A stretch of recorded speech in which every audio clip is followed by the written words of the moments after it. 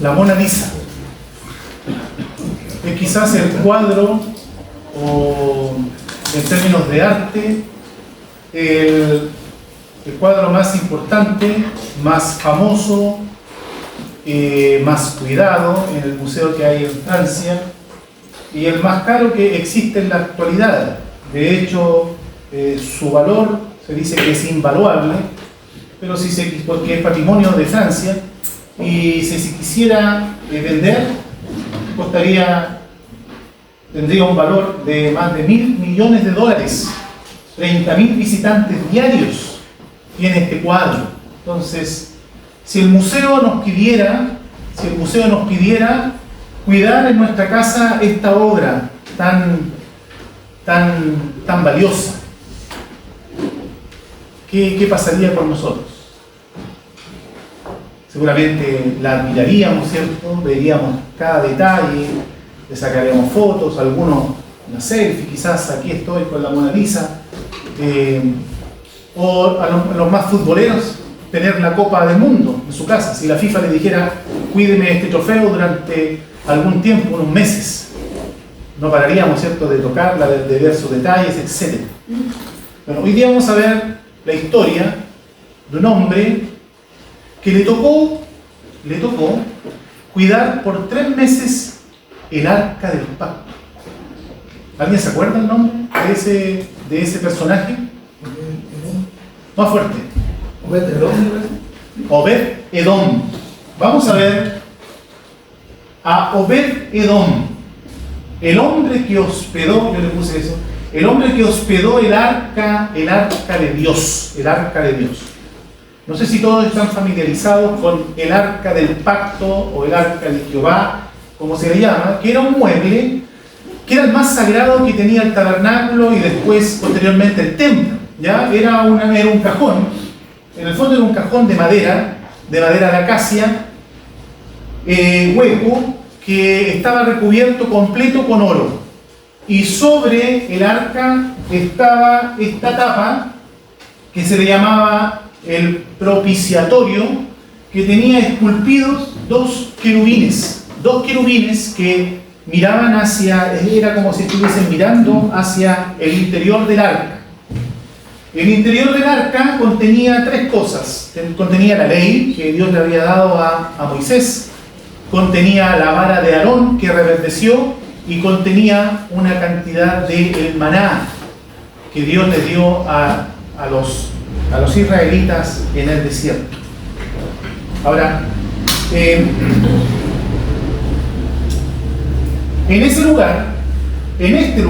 justamente en este lugar, porque recordemos que este era el único mueble que estaba en el lugar santísimo, donde ningún hombre, ni siquiera el sumo sacerdote, podía entrar cuando él quisiera a ese lugar santísimo.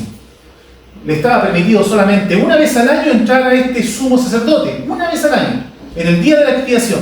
Solamente una vez al año podía entrar para efectuar el sacrificio del día de la expiación, pero ningún otro día podía entrar, nadie. De hecho, estaba cubierto con un velo el lugar santísimo, y si alguien osaba siquiera mirar a su interior, caería fulminado, muerto. ¿Por qué era tan relevante este lugar? Porque dice la Escritura que era en ese lugar donde Dios se declaraba, hablaba con Moisés sobre el propiciatorio. Cuando entraba Moisés en el tabernáculo de reunión, dice el libro de Números, para hablar con Dios, oía la voz que le hablaba encima del propiciatorio. Era un lugar muy santo, porque allí se manifestaba la presencia de Dios, ¿ya? Dios es invisible, por supuesto, pero de alguna forma la presencia de Dios estaba en ese lugar.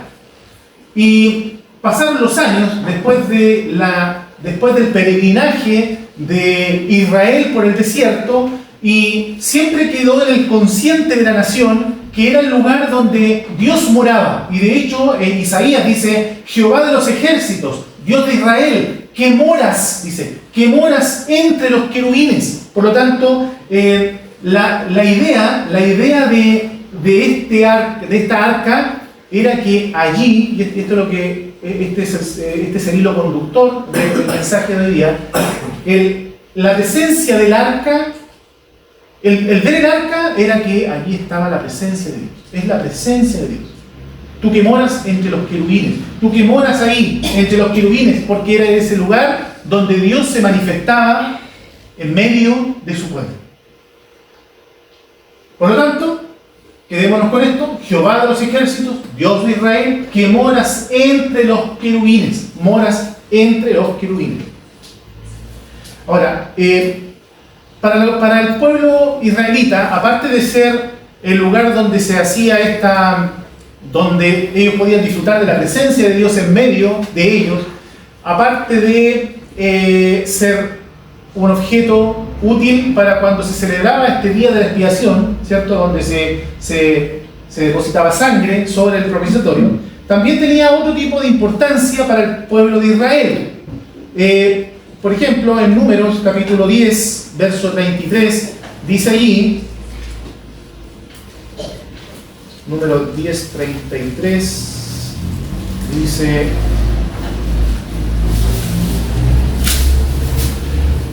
dice, así partieron del monte de Jehová camino de 3 días, y el arca del pacto, aquí está el arca del pacto, el arca del pacto de Jehová fue delante de ellos, camino de 3 días, buscándoles lugar de descanso. Es como que si el arca tiene vida.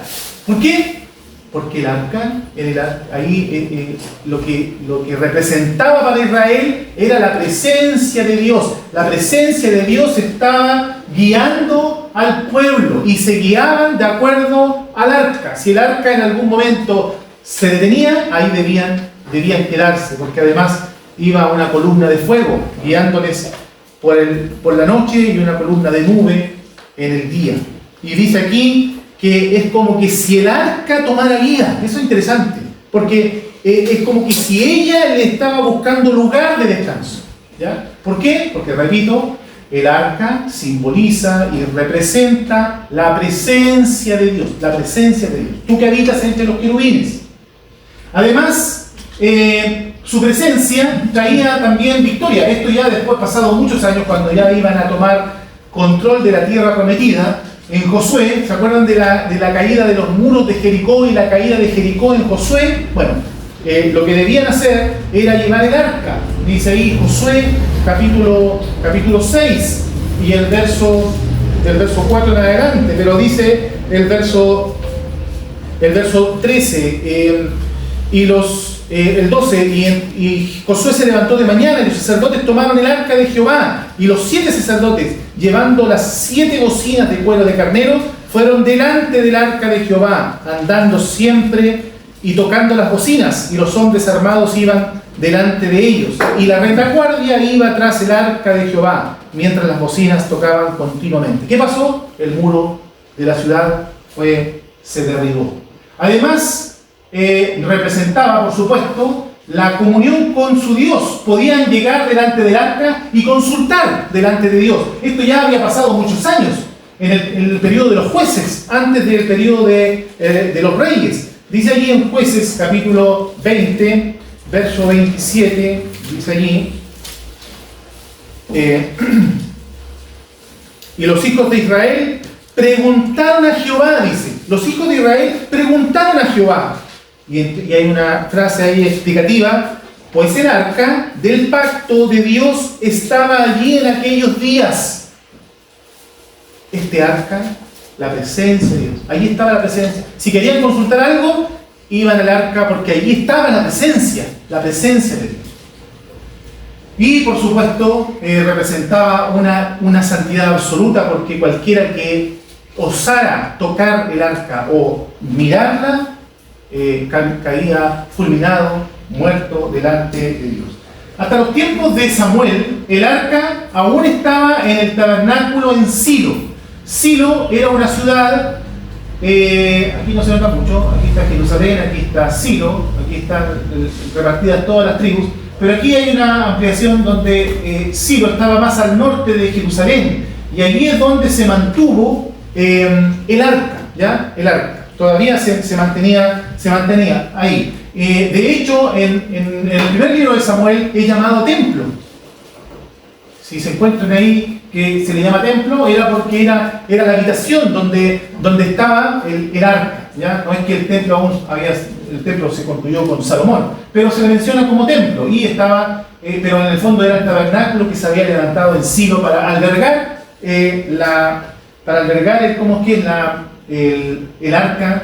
que todavía estaba en medio de él. Ahora, si uno va al primer libro de Samuel, en el capítulo 4, quizás se acordarán, porque lo que vamos a ver ahora es, por así decirlo, la travesía que experimentó el arca. Tuvo una travesía en estos años que se inició con esto. Se inició cuando el arca fue capturada por los filisteos. Luego de la muerte de Saúl, en el capítulo 4 del primer libro de Samuel, yo tengo un título arriba, no sé si todas las Biblias lo tienen, dicen, los fariseos capturan el arca. Dicen.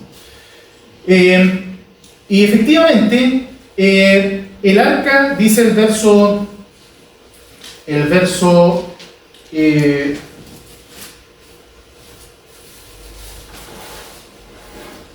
11, y el arca de Dios fue tomada, y muertos los dos hijos de Elí, Ofni y Finés. ¿Por qué? Porque el arca había sido sacada de Silo, dice el verso 5. Aconteció que cuando el arca del pacto de Jehová llegó al campamento, todo Israel gritó con gran júbilo todo Israel gritó con tan gran júbilo que la tierra tembló. ¿Ya? La llevaron porque pensaron que con eso iban a ganar la guerra, pero sin embargo, los filisteos roban, se apoderan del arca y se la llevan a su tierra. Ellos, el relato que viene después en el capítulo 5 y 6, estando el arca en la tierra de los filisteos, acá en la tierra hacia la costa, empieza a pasar el arca de ciudad en ciudad. ¿Por qué? Porque Dios envía una plaga, una peste. Se dice que era una peste que afectó a todas las ciudades, donde primero, por ejemplo, se menciona que llegó a Asdod, capítulo 5, y empezaron a sufrir plaga, así es que los de Asdod dijeron, lleven el arca a otra ciudad, y fue pasando de ciudad en ciudad, se mencionan 5 ciudades, y todos empezaron a contagiarse con uno dice que era una peste, con una plaga, y empezaron a morir. Por lo tanto, llega un momento en que deciden enviar de vuelta el arca a Israel. Capítulo 5, verso 11. Y enviaron y reunieron a todos los príncipes de los filisteos diciendo, enviad el arca de Dios de Israel y vuelvas a su lugar y no nos mate a nosotros ni a nuestro pueblo, porque había consternación de muerte en toda la ciudad y la mano de Dios se había grabado allí, y los que no morían eran heridos de tumores, y el clamor de la ciudad subía al cielo. Estuvo el arca de Jehová en la tierra de los filisteos 7 meses, dice. Entonces, ¿qué es lo que hacen? La quieren mandar de vuelta desde acá, desde la tierra de los filisteos, la quieren enviar de vuelta hacia Israel. Verso 14 del capítulo 6 dice, y el carro, hicieron un carro para poder trasladar el arca, hacen un carro con bueyes, y dice, y el carro vino, el 13, y los de Bet-Semes, porque llegó a una ciudad que estaba muy al límite con los filisteos, y esta es la primera ciudad que había en ese límite, y la quieren dejar ahí, dice, y los de Bet-Semes segaban el trigo en el valle, y alzando los ojos, vieron al arca, dice, vieron el arca, y se regocijaron cuando la vieron, y el carro vino al campo de Josué, de Bet-Semes, y paró allí, donde había una gran piedra, y ellos cortaron la madera del carro, y ofrecieron las vacas en holocausto a Jehová. Entonces el arca llega a Bet-Semes, una ciudad de Israel, pero sin embargo, dice allí el verso 19, entonces Dios hizo morir a los hombres de Bet-Semes porque habían mirado dentro del arca de Jehová. Ellos osaron abrir la tapa, el propiciatorio, y miraron hacia el interior. Y dice que Dios los castigó, dice, porque habían mirado dentro del arca de Jehová. Hizo morir del pueblo a 50.000, 70 hombres. Y lloró el pueblo porque Jehová lo había herido con tan gran mortandad. Y aquí viene la frase que aparece en este verso importante que dice: y dijeron los de Bet-Semes, ¿quién podrá estar delante de Jehová, el Dios Santo? ¿Quién podrá estar delante de él? ¿Por qué? Porque el arca, repito, sigue representando la presencia de Jehová mismo en medio de su pueblo, Así es que dice: y enviaron mensajeros a los habitantes de Kiriat Jearim, que estaba muy cerquita de Bet-Semes, y dijeron, diciendo: los filisteos han devuelto el arca de Jehová, descended pues y llevadla a vosotros. Querían que se fuera de Bet-Semes por la cantidad de gente que había muerto. Ahí hay que corregir la cantidad. ¿Cuánto tiempo estuvo? Después el arca llega a la casa de Aminadab, por capítulo 7. Vinieron los de Kiriat Jearim y llevaron el arca de Jehová y la pusieron en la casa de Aminadab, situada en el collado, y santificaron a Eliezer, su hijo, para que guardase el arca de Jehová. Aquí tenemos a una primera familia, a un primer hombre que cuidó, me equivoqué ahí en el nombre, no es Aminadab, es Abinadab, en la primera casa donde se guarda el arca. Y dice el verso 2: desde el día que llegó el arca a Kiriat Jearim, pasaron muchos días, 20 años, pero sin embargo fueron más de 20 años. Como vamos a ver, por lo menos fueron 40 años que el arca estuvo en casa de Abinadab. Solo el hecho de que aquí dice que cuando pasaron 20 años, ahí dice que toda la casa de Israel lamentaba en pos de Jehová, porque después viene la elección de Saúl como rey. Saúl gobierna 40 años y recién con David quiere traer el arca nuevamente a Jerusalén. Y eso es lo que relata el segundo libro de Samuel, si nos saltamos al segundo libro de Samuel, el capítulo 6. El arca estuvo en la casa de Abinadab durante más de 40 años, después de todo el reinado de Saúl y los primeros años de David. David, cuando empieza a reinar y cuando empieza a apoderarse por ejemplo, de Jerusalén, él decide, y su deseo es que de llevar el arca que estaba en la casa de Abinadab, llevarla a Jerusalén. Y dice el capítulo 6, verso 2, dice: y se levantó David y partió de Baala de Judá con todo el pueblo que tenía consigo, para hacer pasar de allí el arca de Dios, sobre la cual era invocado el nombre de Jehová de los ejércitos. Y aquí nuevamente la referencia: que mora entre los querubines. Independientemente que el arca no estuviese en el lugar santísimo y ellos pudiesen observarla y ver cómo se trasladaba, seguía representando la presencia de Dios en medio de su pueblo. ¿Qué pasó? Uno de los hijos de Abinadab, cuando estaba siendo trasladada el arca, los bueyes tropezaron y uno de sus hijos toca el arca. Dice el verso 6: cuando llegaron a la era de Nacón, Usa extendió su mano al arca de Dios y la sostuvo porque los bueyes tropezaban, y el furor de Jehová se encendió contra Usa y lo hirió allí Dios por aquella temeridad, y cayó allí muerto junto al arca de Dios. Temiendo David, dice el 9, a Jehová, aquel día dijo: ¿cómo ha de venir a mí el arca de Jehová? ¿Cómo ha de venir a mí el arca de Jehová? Y es aquí donde entra nuestro personaje.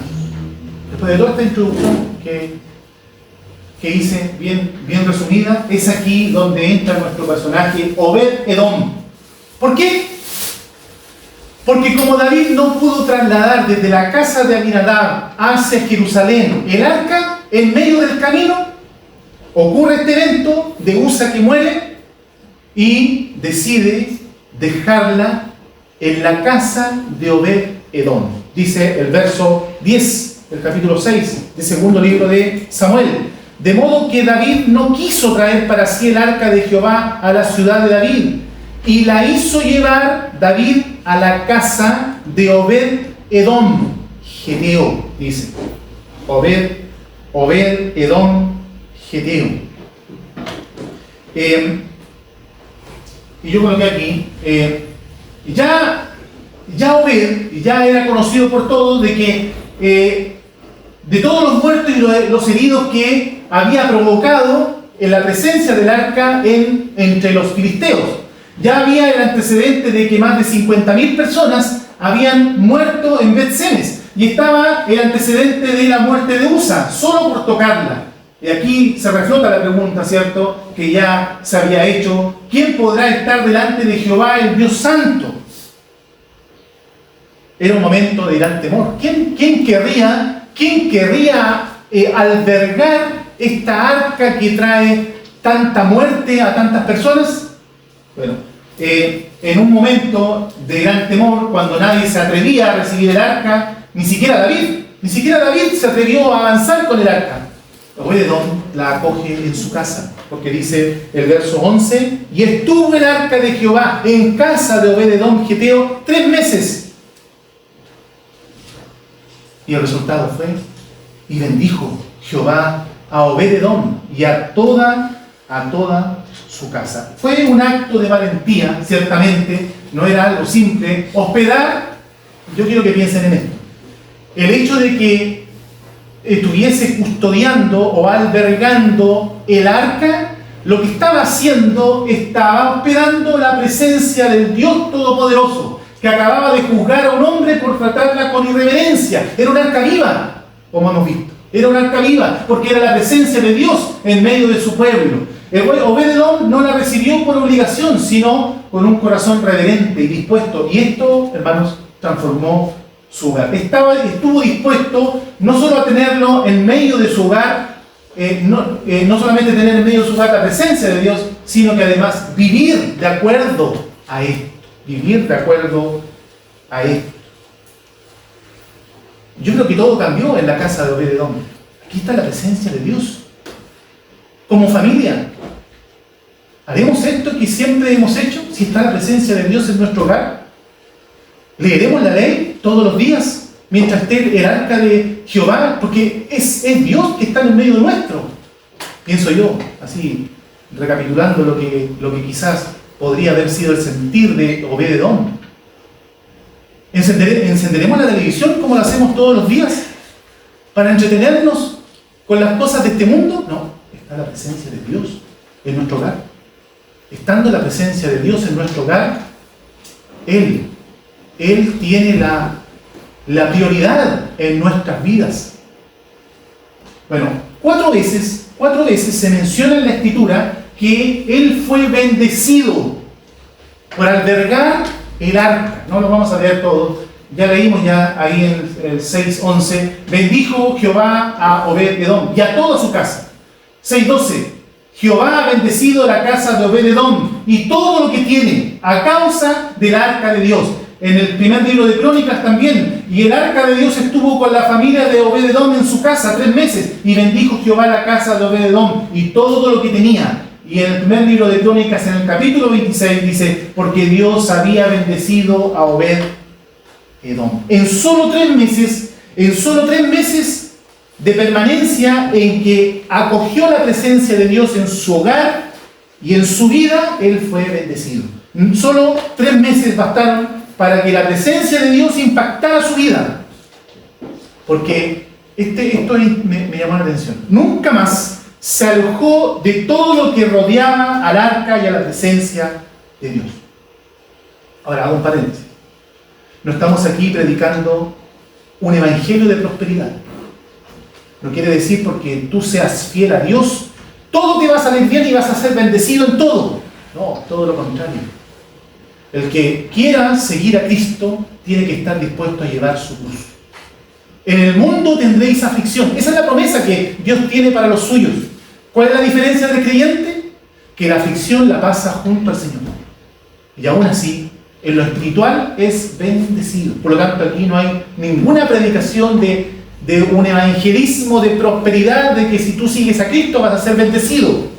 Sí, fue bendecido, pero vamos a ver con cosas espirituales, que son las cosas que el creyente anhela, avanzar en este mundo, no cosas de este mundo, no con cosas de este mundo, sino con la dicha de conocer más acerca de nuestro Señor. Ahora, ¿por qué digo que nunca más se alejó de todo lo que rodeaba el arca? Esta experiencia de 3 meses de tener la presencia de Dios en medio de su hogar, ¿por qué le cambió la vida? Porque Obed-Edom vivía en la ruta entre Kiriat Jearim y Jerusalén, que era una distancia como de 25 kilómetros más o menos. Algunos creen que en ese trayecto existía una aldea que se llamaba Gat. De ahí el nombre de Obed-Edom Geteo, porque a los que eran de Gat, de la ciudad de Gat, se le llamaban Geteo, era el gentilicio de los que vivían en Gat.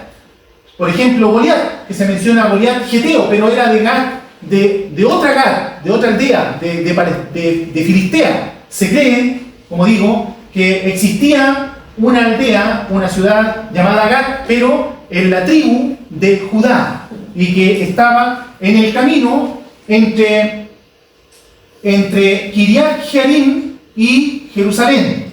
Porque este es el recorrido que hizo el arca. De Silo se va al campamento para poder pelear, la roban se la apropian los filisteos y empieza a estar en diferentes ciudades de los filisteos, hasta que es de vuelta aquí a la ciudad de Bet-Semes, luego a Kiriat Jearim, y aquí en ese recorrido entre Kiriat Jearim y Jerusalén se cree que vivía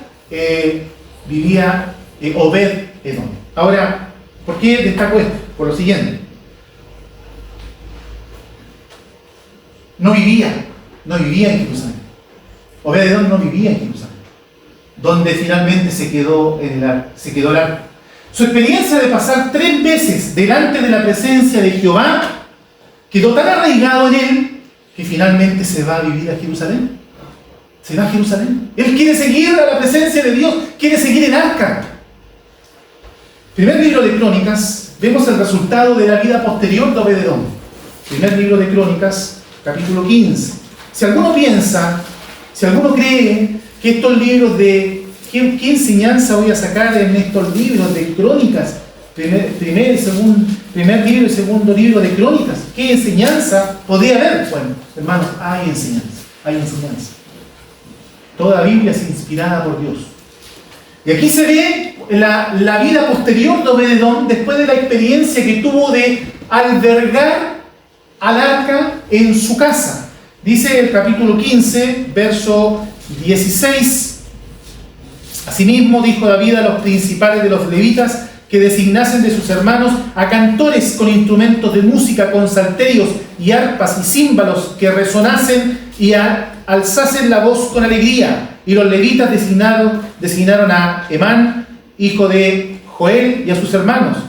Se dan una serie de nombres, y en el verso 21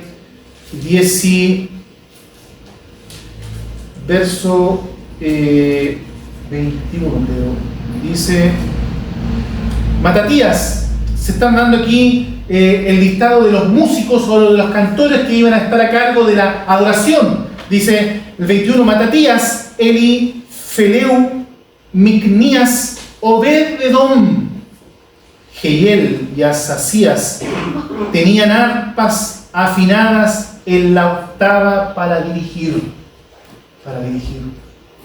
Este hombre no quiso apartarse de la presencia de Dios. Siguió al arca. Fue tan bendecido. ¿Se dan cuenta que aquí está la bendición espiritual más que cosas materiales que alguien pueda conseguir por ser fiel a Dios? No. A Obed-Edom lo llenó la presencia de Dios en su vida y en su casa, en que él se dedicó finalmente a ser músico, cantor en la adoración. Capítulo 15, verso 24, dice que además él fue portero. Dice: y Sebanías, Josafat, Natanael, Amasai, Zacarías, Benaía y Eliezer, sacerdotes, tocaban las trompetas delante del arca de Dios. Obed-Edom y Jeías eran también porteros. Aparte de ser cantor, músico, además fue portero del arca. capítulo 16, verso 38, dice ahí que fue un servidor continuo en el arca, y a Obed-Edom y a sus 68 hermanos, y a Obed-Edom, hijo de Jedutum y Osa, como porteros. Y se habla después de sus hijos y nietos en el capítulo 26, verso 4, donde allí se dice, en el verso 8, dice, todos estos, en el verso 5, no, en el verso 4, 26, 4, los hijos de Obed-Edom, Semaías, el primogénito, Josabad, el segundo, Joa, el tercero, el cuarto, Sacar, el quinto, Natanael, el sexto, Amiel, el séptimo, Isacar, el octavo, Peultai. Porque Dios había bendecido a Obed-Edom. ¿En qué? En muchos hijos. Su descendencia fueron cerca de 62, 68 personas. También de Semaías y su hijo nacieron hijos que fueron señores sobre la casa de sus padres, porque eran varones valerosos y esforzados. Verso 8, todos estos de los hijos de Obed-Edom, ellos con sus hijos y sus hermanos, hombres robustos y fuertes para el servicio, 62 de Obed-Edom. El impacto y la bendición de Dios por haber estado 3 meses delante de la presencia de Jehová no solo fue material, sino que fue bendecido espiritualmente, puesto que su vida fue reorientada a servir y a seguir al arca de Dios. ¿Qué lecciones espirituales nos deja esto? Bueno, Dios honra a los que honran su presencia. Obed-Edom honró la presencia de Dios en su vida y en su hogar. Obed-Edom no recibió bendición por posición, no porque era una persona importante o destacada entre los demás, sino que él fue bendecido por su disposición, que es muy diferente, por su disposición, por su temor reverente, que lo llevó a ser instrumento de bendición para otros. Su hogar, el hogar, yo puse aquí, el hogar puede ser un santuario. No había templo en ese momento para albergar el arca del pacto, pero sin embargo su casa, su hogar se convirtió en el lugar donde Dios se manifestó. La obediencia a la santidad trae vida, no trae muerte. La historia del arca antes de Obed-Edom estuvo llena de muerte, ¿cierto? Los de los filisteos, los de Bet-Semes, los del Usa, hijo de Abinadab. Pero para Obed-Edom, el acoger el arca conforme a la reverencia de vida, recibió bendición, prosperidad. Y, por supuesto, la presencia de Dios en su vida y en su hogar trajo bendición no solo a sus hijos, sino que también a sus nietos. Es decir, la bendición fue mucho más allá que su vida particular. Hay una diferencia aquí con esto termino. Hay una diferencia, no sé si ustedes alcanzaron a ver de lo que leímos. Repase después en casa la diferencia de la estadía del arca en la casa de Abinadab versus en la casa de Obed-Edom. Aquí estuvo más de 40 años en su casa. El arca estuvo estacionada, estuvo inactiva, no hubo adoración, no hay registro de adoración, ni servicio, ni bendición en la casa de Abinadab. A uno le da la idea como que el arca estaba en un objeto más en su casa. Pasó desapercibida, no hubo impacto en el fondo de la presencia de Dios en la vida de Abinadab. No así, como vimos, no así en la casa de Obed-Edom, que en solo 3 meses el arca recibida con reverencia, con temor, su hogar fue notoriamente bendecido y transformado, en que sus hijos y sus nietos quedaron ligados al arca en las funciones que después les tocó llevar. Entonces, yo creo que la meditación es evidente, ¿cierto, hermano? En esta mañana. ¿Es posible que seamos creyentes como Abinadab o como Obed-Edom? ¿Cuántos años llevamos de creyentes? ¿La presencia de Dios en nuestras vidas y en nuestro hogar ha impactado nuestra vida y nuestro servicio para con el Señor? ¿O no pasa nada? ¿O simplemente no pasa nada como en la vida de Abinadab? donde tenemos al Señor en nuestra vida, en nuestro hogar. Uno piensa en la Odisea, ¿se acuerda de que el Señor estaba fuera de la iglesia? Y Él es como si estuviese llamando. Y aquí estoy a la puerta y llamo. ¿Dónde tenemos al Señor en nuestra vida y en nuestro hogar? ¿Qué diferencia, cierto, con la casa de Obed-Edom? ¿Cómo será nuestra vida, nuestro hogar, como la vida y el hogar de Abinadab, o como la de Obed-Edom, que fue bendecido, que él tuvo consideración a que allí estaba la presencia de Dios? Que la presencia de Dios realmente, hermanos, no sea solamente cuando estamos así aquí reunidos, sino que sea algo permanente en nuestra vida, diariamente.